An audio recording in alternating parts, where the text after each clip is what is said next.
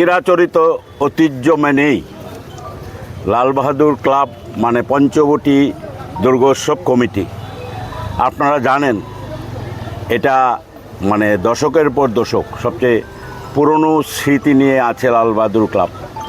লাল বাহাদুর ক্লাবেরই একটা বড় সার্বজনীন দুর্গোৎসব আজকে যার খুঁটি পূজা উদ্বোধন হলো। এবারও আমরা হায়দ্রাবাদের গোলকোন্ডা, এটা বড় জানেন যেটা একটা বিশাল স্মৃতি ঐতিহাসিক জায়গা, ওইখানটায় অনুকরণে এবং সেটা আমাদের করা হচ্ছে। আমরা স্থানীয় শিল্পীদের একটা প্রাধান্য দেওয়ার ক্ষেত্রে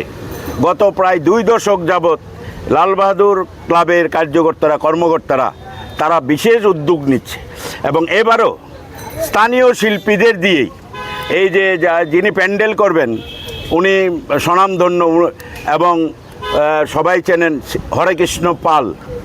উনি একজন রাজ্যের স্বনামধন্য আর্টিস্ট, ওনাকে দিয়ে আমাদের এই প্যান্ডেল করানো হচ্ছে। এমনকি এই প্রতিমাটাও স্থানীয় উত্তম চক্রবর্তী উনি করছেন। আমরা সবসময়ই, কারণ এই অঞ্চল আমাদের একটা সামাজিক বিভিন্ন কর্মসূচি আছে, ক্রীড়াক্ষেত্রেও আমাদের অনেক কিছু